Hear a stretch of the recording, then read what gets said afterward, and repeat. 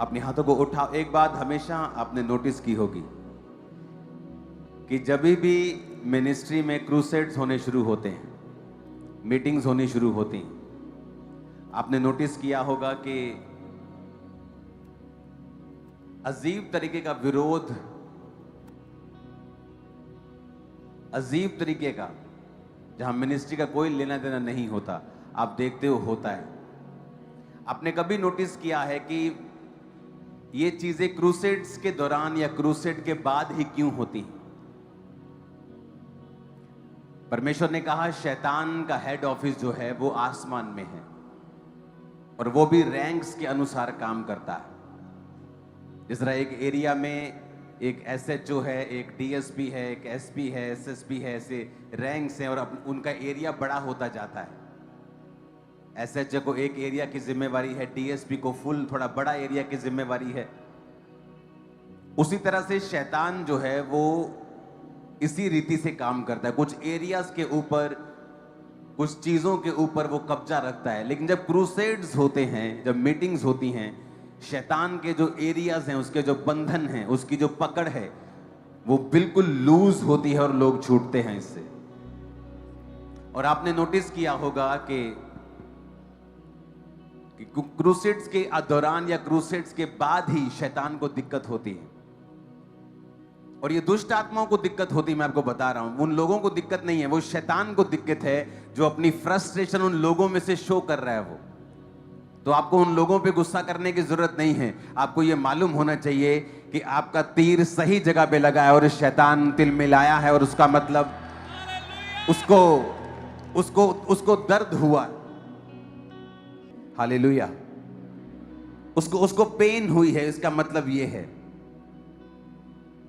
आपने कभी नोटिस किया कि जब आप प्रेयर करने के लिए बैठते हैं तभी आपको आपका मोस्ट इंपॉर्टेंट काम क्यों याद आता है? तभी आपको फोन क्यों पकड़ना रहता है? क्यों व्हाट्सएप की बेल बजती है? सडनली कुछ हो जाता है या नेगेटिव ख्याल मन में आने लगते हैं या परमेश्वर पर आप डाउट करने लगते हो सडनली जब आप प्रार्थना बढ़ाते हो। ऐसा हर टाइम क्यों होता है? शैतान आपकी प्रेयर लाइफ पे ही क्यों अटैक करता है? जहां जहां शैतान अटैक कर रहा है और जब जब कर रहा है, इसका मतलब वहां उसको दिक्कत हो रही है, वहां उसको मुश्किल हो रही है, वहां उसको आग और फायर वो महसूस हो रही है और शैतान जानता है कि उसका राज्य खत्म हो रहा है। इसीलिए जब आप प्रेयर करने के लिए बैठते हैं, आप फील करते हैं कि ये कुछ है अलग। बहुत सी फैमिलीज, जब मैं मिनिस्ट्री में आया तो मुझसे कंप्लेंट करती थी कि जब हम प्रार्थना ज्यादा करते हैं हम पे अटैक होने लगते हैं। मैंने उनको बताया कि अगर अटैक होने लगते हैं इसका मतलब शैतान के ऊपर आपकी प्रार्थनाओं का असर हो रहा है और वो अटैक करके आपको स्टॉप करना चाहता है कि आप यहीं पे रुक जाएं, क्योंकि नहीं तो आप सदा के लिए डिलीवर हो जाएंगे अपने परिवार समेत।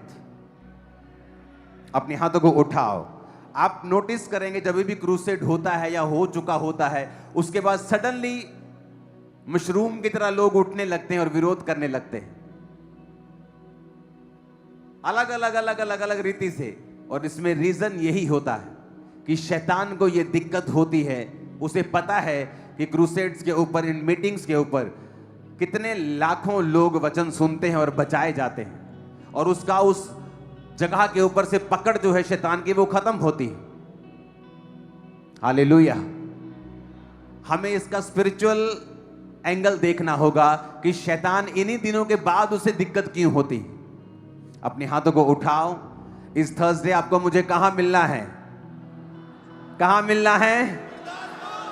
आवाज नहीं आई। कहां मिलना है? वहीं थर्सडे नाइट। अपने हाथों को उठाओ मौसम के लिए, अपने हाथों को उठाओ साउंड के लिए, सिस्टम के लिए, सब लोगों के लिए, उनके आने जाने के लिए, उनकी सुरक्षा के लिए। खुदावंद के लहू में छुपाओ सब चीजों को कि परमेश्वर का आत्मा वहां पे कार्य करे, भारी उपस्थिति परमेश्वर की वहां पे हो, उसकी प्रेजेंस वहां पे हो, हीलिंग और डिलीवरेंस के साथ परमेश्वर का हाथ वहां पे हो, अजीब और अचंभे मिरेकल्स वहां पे हो, बहुत से लोग वहां बचाए जाएं, तेरी साल्वेशन की वहां पे नदियां बहे खुदाबंद। अंधकार की शक्ति और उसकी सारी योजनाएं कैंसिल हो जाएं, शैतान के सारे प्लान कैंसिल हो जाएं खुदा बाप। जितने लोग वहां पे आए मानसिक बीमारियों से आजाद हो जाएं, डिप्रेशन से आजाद हो जाएं, शारीरिक बीमारियों से आजाद हो जाएं, हर प्रकार के रोग से आजाद हो जाएं, हर प्रकार के शैतान के अटैक से आजाद हो जाएं, हर प्रकार की दुष्ट आत्माओं के बंधन से वो छूट जाएं। तेरी आग वहां पे उतरे खुदा बाप, पवित्र आत्मा की भरपूरी वहां पे हो, तेरी सामर्थ वहां पे हो। जब लोग वहां पे आए खुदाबंद, तेरी पवित्र आत्मा की सामर्थ को ग्रहण करके जाएं, जिंदगियां सेम ना होगी। आमीन। ऊंचाई बरकत आप क्रूसेड पे हासिल करने वाले। मैंने कहा आमीन। ऊंचाई क्रूसेड पे बरकत आप हासिल करने वाले। अपने हाथों को उठाओ। Thank you Jesus.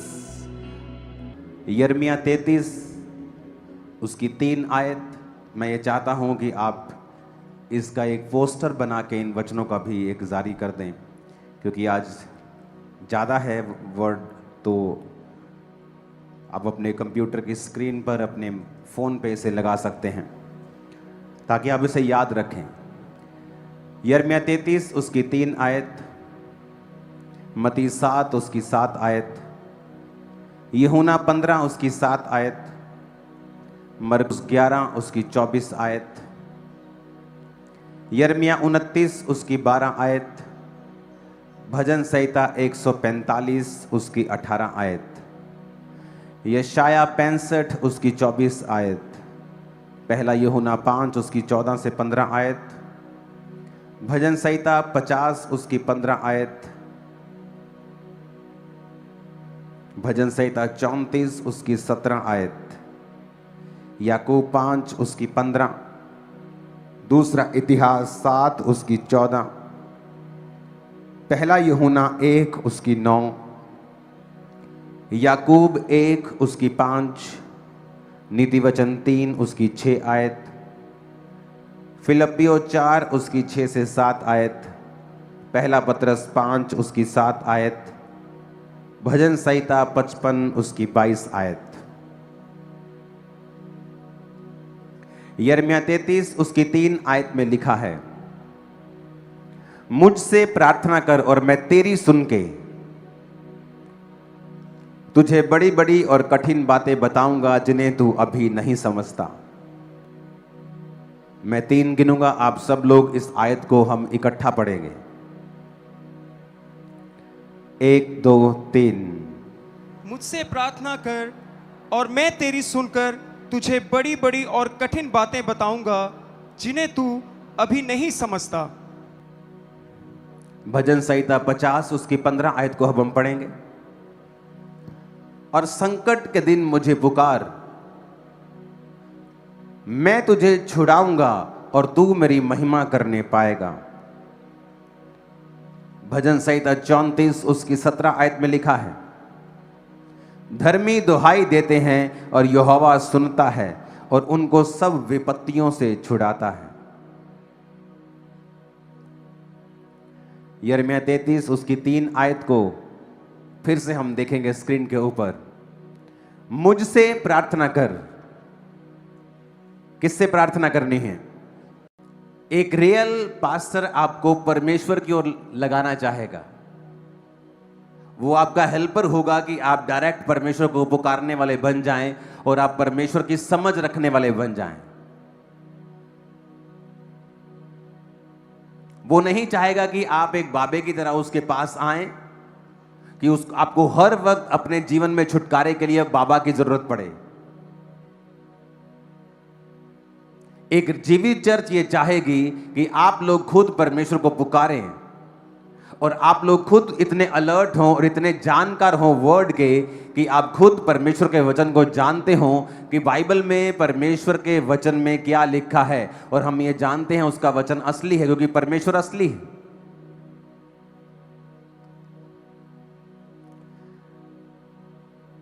क्रूसेड के एक दिन पहले, पठानकोट के क्रूसेड के एक दिन पहले, 2-3 दिन पहले मेरी वाइफ को एक दर्शन आता है और ये एक्सरसाइज कर रही थी। तब उस टाइम इसको जस्ट एक झपकी ऐसे सीधा फ्लैश की तरह बजता है कि क्रूसेड में बारिश पड़ रही है। जब हम अगले 1-2 दिन में हम वैसे ही बात कर रहे तो इसने कहा कि मुझे दर्शन ऐसे आ रहे थे कि बारिश पड़ रही है। और सेम दर्शन मुझे भी आत्मा में मिल रहे थे, स्वप्न नहीं, जस्ट इंटेंशन परसीविंग होती है एक, आपको मालूम होता है। तो मैंने जब दर्शन हासिल किया तो मैंने गूगल खोल लिया, गूगल चेक किया तो क्या बारिश पड़ रही है, गूगल दिखा रहा नहीं बारिश नहीं पड़ रही है, होगा भी तो एक आध बादल होगा, दोपहर टाइम बारिश नहीं है। तो मैंने सोचा ठीक है, लेकिन जैसे जैसे दिन नज़दीक आता जा रहा था मेरे मन में वो जो बारिश के लिए वो प्रेशर था वो बढ़ता जा रहा था। तो रात को जब मैं प्रार्थना कर रहा था तो मैंने बुधवार को, जब पीक समय होता है, पीक टाइम होता है काम करने का टीम का, क्रूसेड में लाखों लोगों को संभालना है, अरेंजमेंट्स करने हैं, सब तैयारियां हो रही हैं, सब एक रात में वहाँ पे 2-3 रात में सारा बनता है, इतना तामझाम बनता है कि आम बंदा देख के हैरान होता है कि हुआ कैसे, इतना बड़ा टेंट लगा कैसे, कौन आ रहा है इतना बड़ा टेंट लगा रहे हो। तो एक दिन पहले जब पीक टाइम होता है बिल्कुल काम करने का, परमेश्वर ने कहा सबको बोलो प्रार्थना के लिए बैठ जाओ। मैंने रात के 11-10 बजे अपनी टीम को मैसेज किया कि जितनी टीम अवेलेबल है, जितनी बाइबल कॉलेज के स्टूडेंट्स अवेलेबल हैं, जहां जितने हैं यहाँ खामरा में, सब लोग प्रेयर माउंटेन आ जाओ और लगातार हम 6 घंटे प्रार्थना करेंगे, बारिश ना आए। और हम 6 घंटे क्रूसेड के लिए ही सिर्फ प्रार्थना करेंगे, तुमने किसी और चीज के लिए प्रार्थना नहीं करनी है। बिल्कुल गर्मी थी उस समय, ऐसे बारिश क्या मतलब आसमान में भी नमी तक नहीं थी, इतनी गर्म, हर जमीन गर्म थी, गर्म हवा आ रही थी। और जैसे ही प्रार्थना करनी शुरू की 4-5 घंटे में जलंधर में बारिश पड़नी शुरू हुई। उसके बाद जलंधर में बारिश हट गई, मौसम साफ हो गया, सारा दिन मौसम रहा। और जब क्रूसेड शुरू हुआ वैसे ही बारिश पठानकोट में पड़नी शुरू हो गई। लेकिन परमेश्वर ने, आत्मा ने एक रात पहले पूरी रात प्रार्थना में लगवाई थी। कितने लोग थे, बहुत ज्यादा बड़ी टीम थी, बहुत भर गया था वो, पूरी टीम प्रार्थना कर रही थी पूरा रात। मैं प्रार्थना कर रहा था, परमेश्वर कृपा कर, बारिश पे कृपा कर। और लोग क्या समझते हैं कि वो क्रूसेड पे जाते हैं उन्हें रिजल्ट नजर आता है। वहां के लोगों ने, वहां के अन्य जाति लोगों ने, वहां के नॉन क्रिश्चियंस लोगों ने मैसेज किया टीम को, जो पहले विरोध कर रहे थे कि हमें आपकी मीटिंग बहुत अच्छी लगी, हमें वचन बड़ा अच्छा लगा, हमें आपके अरेंजमेंट बड़े अच्छे लगे। पुलिस वाले फोन कर रहे थे मेरी टीम को, जो पुलिस के बड़े अधिकारी थे, वो उन्होंने टेस्टिमनी दी कि हमें लगा कि आपके पास्टर तो यहाँ पहुंचेंगे भी नहीं, वो तो आएंगे भी नहीं, आपका प्रोग्राम फेल हो गया, आप प्रोग्राम नहीं कर पाओगे। उन्हें क्या मालूम था कि एक रात पहले ही परमेश्वर हमारी प्रार्थना को सुन चुका है। कई बार जो आप रिजल्ट देखते हैं ना, बारिश चाहे रहती भी तो भी प्रचार होता और उतने ही लोग होते वहां पे। मैं आपको बता रहा हूं, वहां लोग देखो बिल्कुल गीले कपड़ों के साथ, हर आदमी गीला था, पास्टर गीले थे, सब गीले थे। मैं गीली स्टेज के ऊपर खड़ा था वहां पे। लेकिन बाइबल कहती है मुझसे प्रार्थना कर, मैं तेरी सुन के तुझे बड़ी कठिन बातें समझाऊंगा जिन्हें तू अभी नहीं समझता है। आज जो मिसिंग लिंक है एक सेवक का, एक विश्वासी का, वो है प्रेयर करना। आप कभी भी क्रूसेड देख लो, जब क्रूसेड होता है तभी आप देखोगे अचानक से विरोध होना शुरू होता है। क्यों? क्रूसेड के बाद ही ऐसा कोई कभी नोटिस किया? या क्रिसमस टाइम जब बहुत मीटिंग्स हो रही होती हैं, बड़ी महिमा होनी होती है, वो शोभा यात्रा निकलनी होती है, शैतान के गढ़ों को हिलाना होता है, तभी विरोध शुरू होता है हर बार। क्यों? ऐसा क्यों? आपको क्वेश्चन पूछना होगा क्यों। आप कहीं भी चले जाओ आपका विरोध नहीं होता, चर्च में जाने से ही विरोध होता है। क्यों ऐसा? हालांकि जो क्रिश्चियन लोग हैं, जो क्रिश्चियनिटी है, उसने कभी किसी पे कब्जा नहीं किया। जो रियल क्रिश्चियनिटी है, नाम के क्रिश्चियंस हैं तो नाम में तो बहुत से लोग आज भी नाम के हर धर्म में घूमते हैं, जो अपने अपने धर्म की बदनामी करते फिरते हैं। रियल क्रिश्चियंस ने अंग्रेजों का विरोध किया है भारत में, जो लोग कब्जा कर रहे थे। पढ़ के देखो इतिहास, आपको इतिहास मिल जाएगा। उन्होंने विरोध किया है मिशनरियों ने, इसलिए अंग्रेज लोग मिशनरियों से दूरी बना के रखते थे जो प्रचार करने वाले होते थे, क्योंकि वो सच्चाई बोलते थे, वो उनको उनके पाप याद करवाते थे, उनको पसंद नहीं था।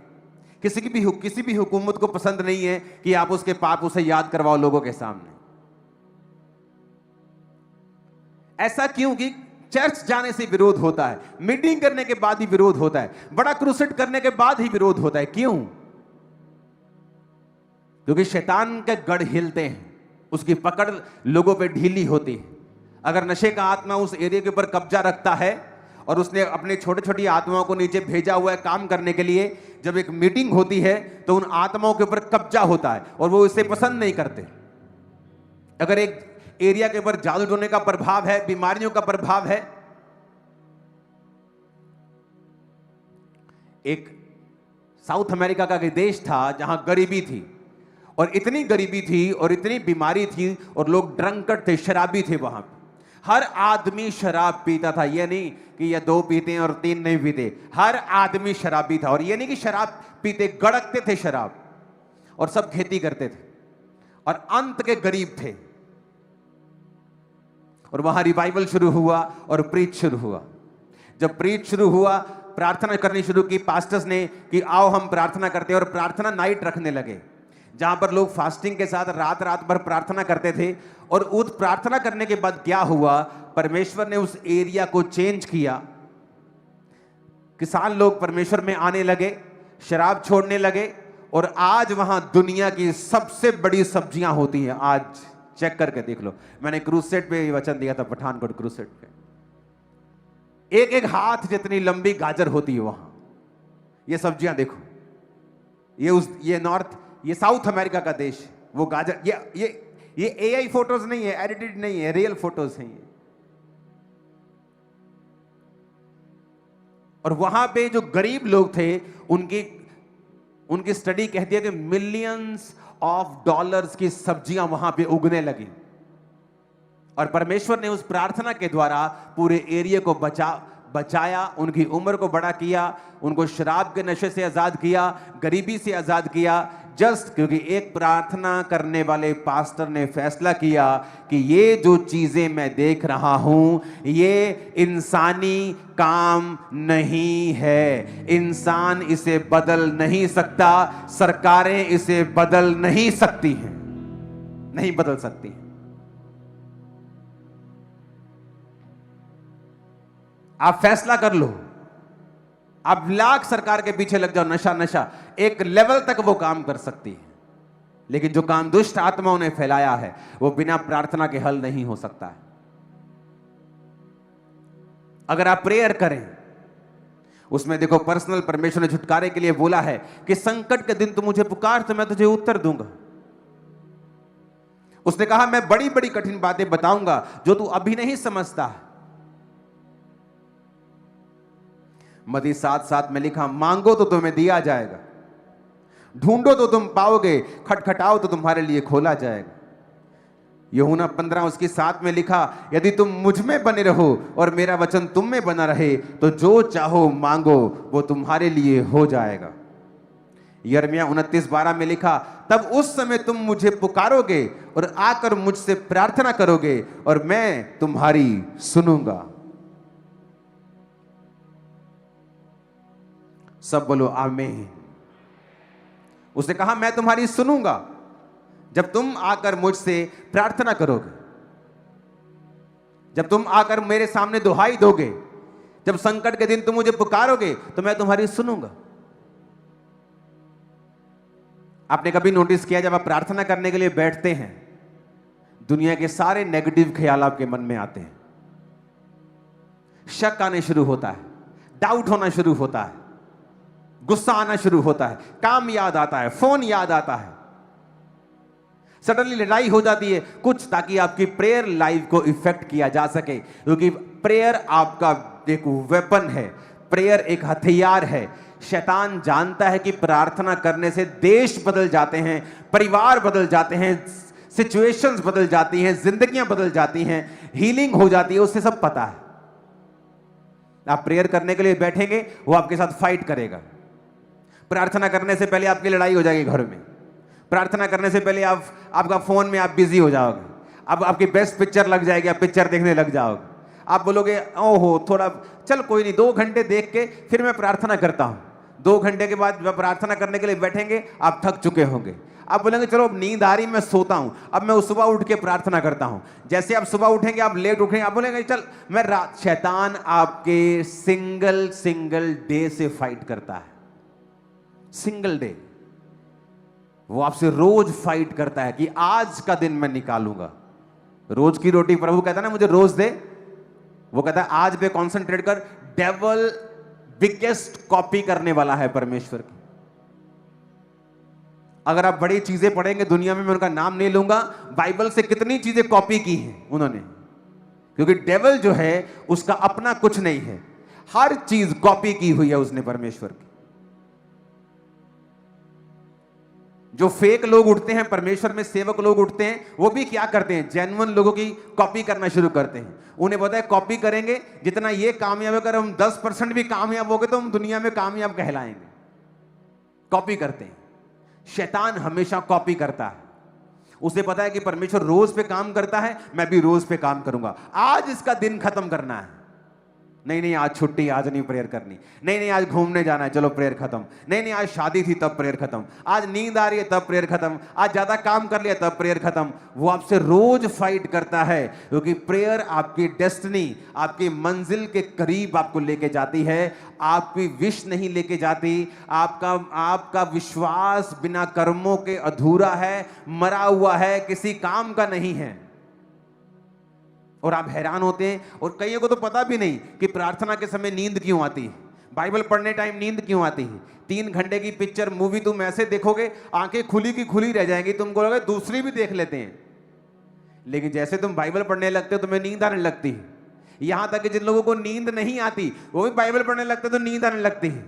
वैसे गोली खा के आती, लेकिन क्योंकि शैतान चाहता है कुछ भी हो जाए, मुझे कुछ देर के लिए तुम्हारी बीमारी को तो छोड़ना पड़े, मैं छोड़ दूंगा, लेकिन तुम्हें बाइबल नहीं पढ़ने दूंगा और प्रार्थना नहीं करने दूंगा। उसे पता है, क्योंकि उसकी डिलीवरेंस जो है आपकी प्रेयर से, छुटकारा आपकी प्रेयर से आता है। और शैतान फाइट करता है। और पिछले 3 हफ्तों में हमने 2 बड़े इंसिडेंट होते हुए देखे हैं, एक प्लेन वाला, एक पठानकोट क्रूसेड वाला, और दोनों ही विषयों में हमने घंटों बैठ के लगातार प्रार्थना की, घंटों।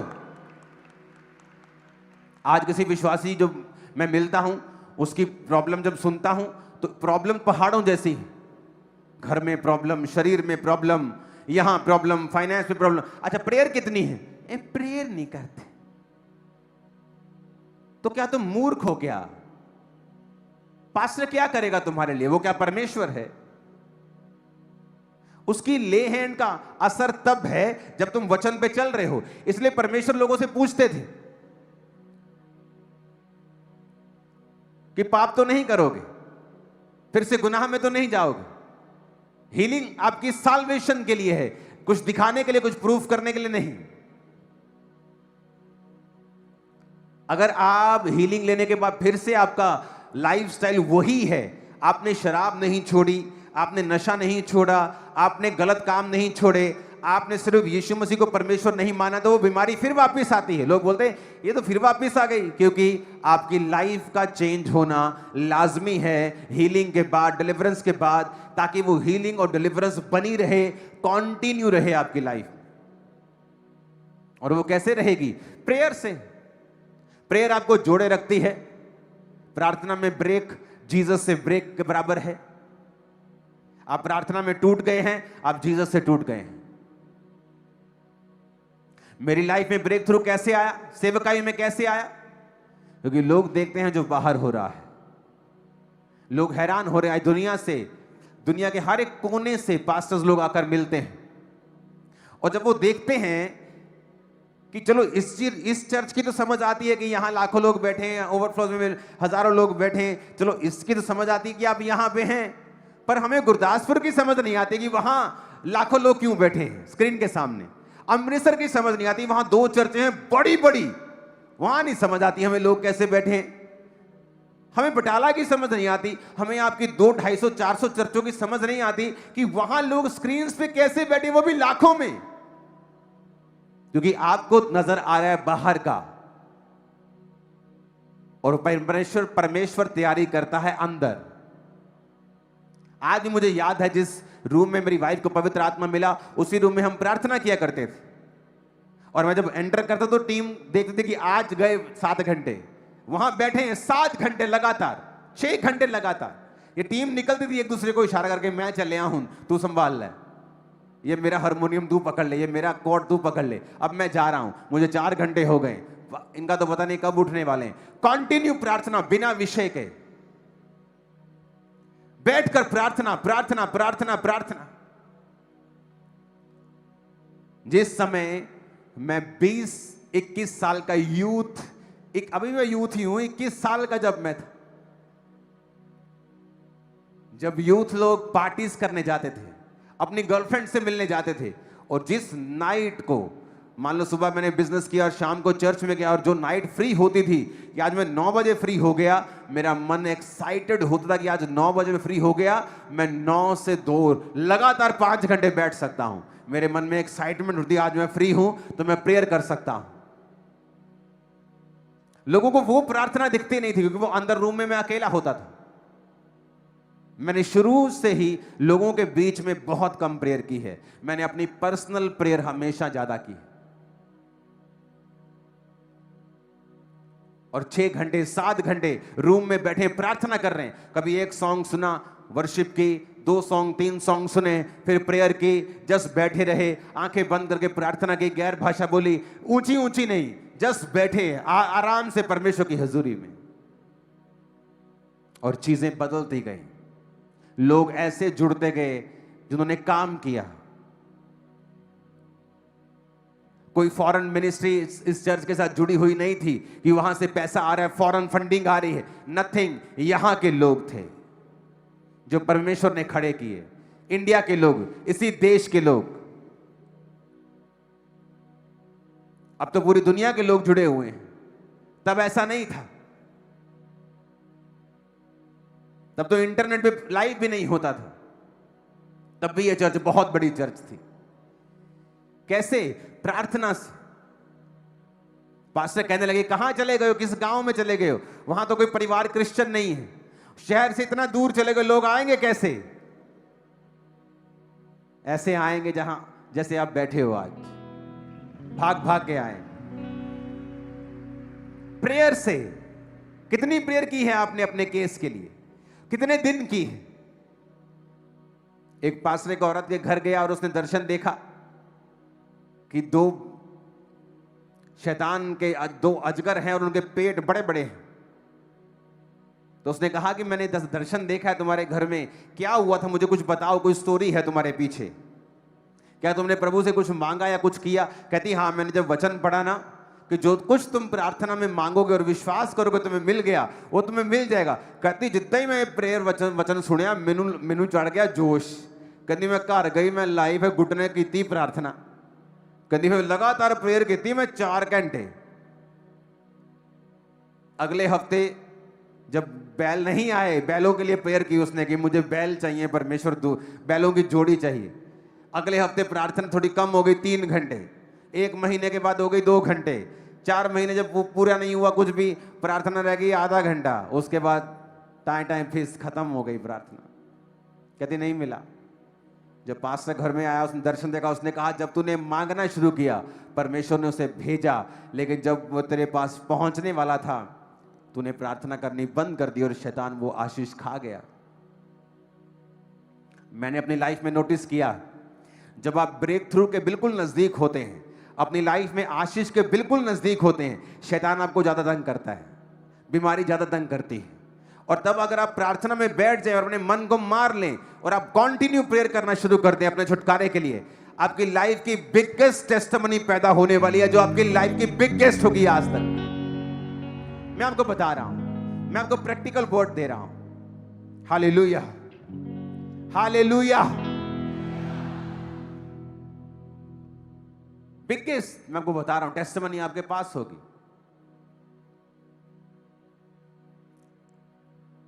आदमियों को वो भरमा के रखता है, तुझे प्रार्थना की जरूरत नहीं, तेरी औरत प्रार्थना कर रही है घर में,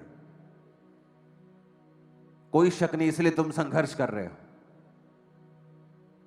आदमी को हेड चुना गया है तो हेड को अगुवाई करना है, और ऐसा अगुवा जिसकी प्रेयर 0 है वो अगुवाई नहीं कर सकता परमेश्वर की ओर से।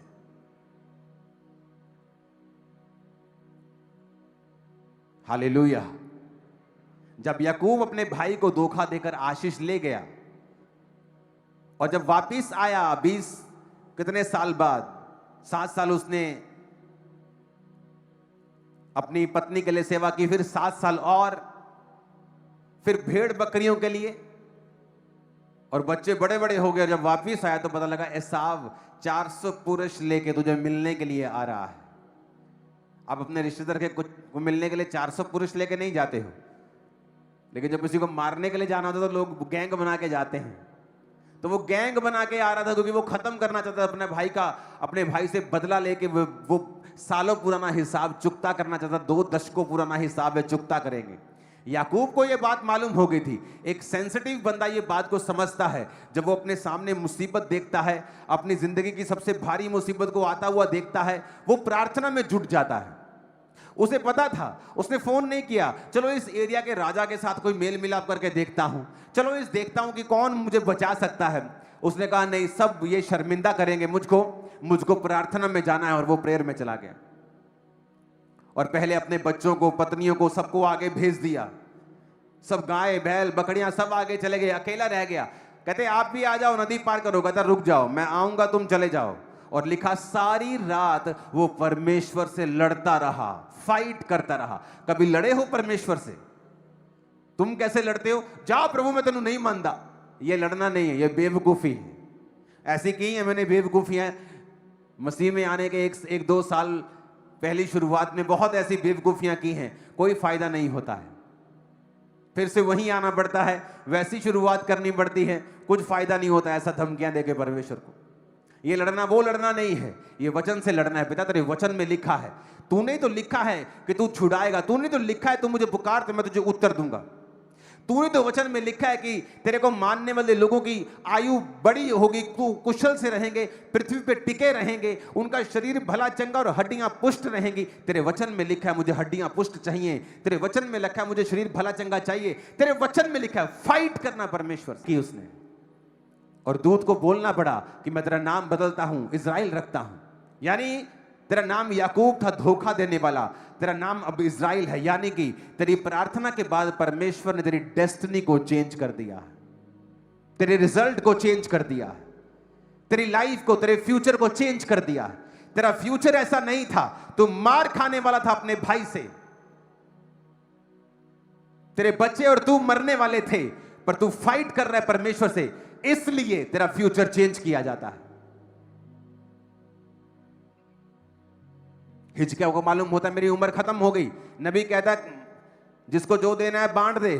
बाइबल कहती वो दीवार की तरफ मुंह करता है, यानी संसार से मन फिराता है और प्रार्थना करता है और परमेश्वर से बोलता है प्रभु मैं तेरे साथ वफादार रहा हूं। और उसकी उम्र को 15 साल परमेश्वर और बढ़ाता है। अब वही कैंसर का फोड़ा था, अब वो ठीक हो गया, नहीं तो वही कैंसर था जो उसे मार के जा रहा था। क्योंकि जब आप प्रार्थना करते हैं आपकी डेस्टिनी चेंज होती है, आपका रिजल्ट चेंज होता है, फ्यूचर चेंज होता है, प्रभावित होता है। एक अलग तरीके का फ्यूचर आप बनाते हो जब आप प्रेयर करते हो। लेकिन आज दुख की बात है कि कलीसियाएं प्रार्थना से कोसों दूर हैं। वो चुगलियां कर सकती हैं 2 घंटे, लेकिन 2 घंटे प्रेयर नहीं कर सकती। आदमी खप के शराब के नीचे काम कर करके सारा दिन काम कर सकता है और फिर भी दुखी है, लेकिन वो 2.5 घंटे प्रार्थना नहीं कर सकता। जब तक आप प्रेयर नहीं करोगे तब तक आप ये मैसेज दोगे परमेश्वर को कि मुझे तेरी इंटरवेंशन की, तेरी मध्यस्थता की, तेरी दखल की जरूरत नहीं है, मैं आई एम फाइन। क्योंकि प्रेयर एक इनविटेशन है कि खुदा मेरी जिंदगी में काम कर, मेरी सेवकाई में काम कर, मेरे परिवार में काम कर। जब तक आप उसे प्रेयर नहीं करेंगे आप उसे इनविटेशन नहीं दे रहे हो। और कोई गैरतमंद आदमी आपके फंक्शन पे बिना इनविटेशन के नहीं आता है। हालेलुया। वो इनवाइट करते हैं, अब वो आता है। कोई खरबों में एक इंसिडेंट होता है ऐसा कि आप चले जाएं। आप जब परमेश्वर से प्रार्थना करते हैं आप उसको इनवाइट कर रहे हैं कि आप मेरे जीवन में काम करें, मेरे परिवार पे काम करें, मेरी सेवकाई पे काम करें। और अगर आपको यह पता है कि आपकी लाइफ का हल परमेश्वर ही कर सकता है, तो फिर आपकी प्रेयर लाइफ कहां है? प्रार्थना करने के समय ही आपको अलग अलग तरह के अटैक्स क्यों आते हैं? क्यों शैतान दुखी होता है? क्यों वो आलस डालता है? क्यों वो आपको प्रार्थना करने से ही क्यों रोकता है? क्योंकि वही एकमात्र इलाज है, आपके छुटकारे की एकमात्र सीढ़ी है प्रेयर। ऊंची आवाज में कहो हालेलुया।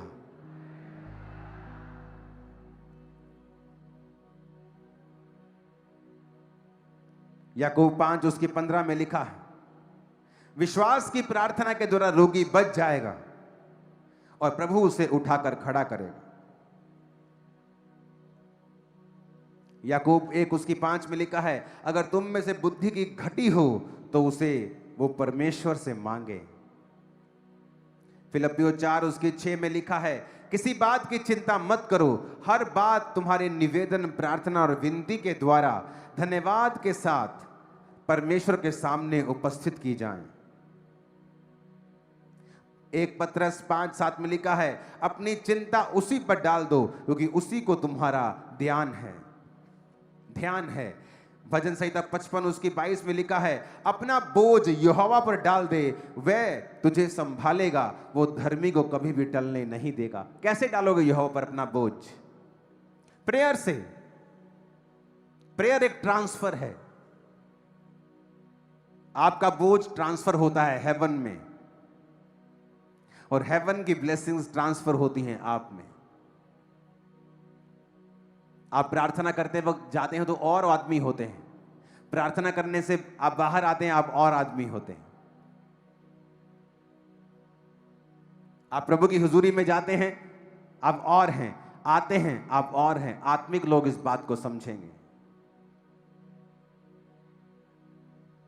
आप गए कुछ और थे, आए कैसे किसी और तरह से।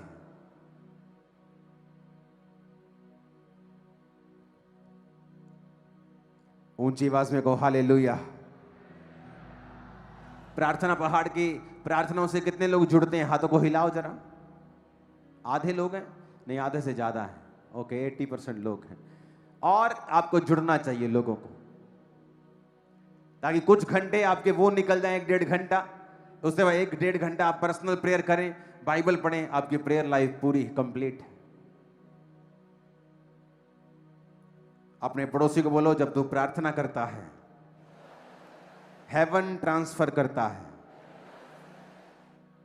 जब तू प्रार्थना करता है तेरे बोझ ट्रांसफर होते हैं, तेरे बोझ ऊपर जाते हैं और ऊपर की आशीषें नीचे आती हैं। आमीन। आप दुनिया की बेदारी देखो, हर एक बेदारी प्रेयर से आई। पहले प्रेयर हुई है, फिर प्रीच हुआ है। पहले प्रार्थनाएं हुई हैं। उन स्टेट्स में जहां परसिक्यूशन हो रहा है, वो छत्तीसगढ़ हो, राजस्थान हो, कहां कोई भी हो, उन लोगों से मेरी विनती है, प्रार्थनाओं में लगे रहें। उस बेदारी को जो आने वाले समय में होने वाली है, कोई दुनिया की ताकत उसे रोक नहीं सकती। जस्ट प्रार्थना करते रहें, प्रार्थना करें, बस मेरे लिए भी प्रार्थना करें। आपकी प्रेयर मेरे लिए बिगेस्ट सपोर्ट है। एक सेवकाई बिना पैसे के चल सकती है, पर बिना प्रार्थना के नहीं चल सकती।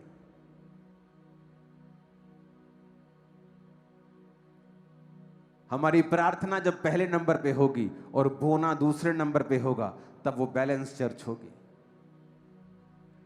अगर हमारी प्रेयर लाइफ फर्स्ट नंबर होगी, हमें मालूम होगा बैठकर अपने पास्टर के लिए प्रार्थना करनी है, वो किन चीजों से होकर गुजरते हैं, आपको उसका 1% भी अंदाजा नहीं, 1% भी आपको पता नहीं है। अपने पास्टर्स, अपने चर्च के लिए प्रार्थना कीजिए, क्योंकि प्रेयर ही एकमात्र इलाज है बेदारी का, हेवन इंटरफेरेंस का, खुदा के दखल का। बिना प्रार्थना यह नहीं होगा। अपने हाथों को उठाओ और आज वायदा करो, कि आप बिना प्रार्थना का जीवन नहीं रखेंगे।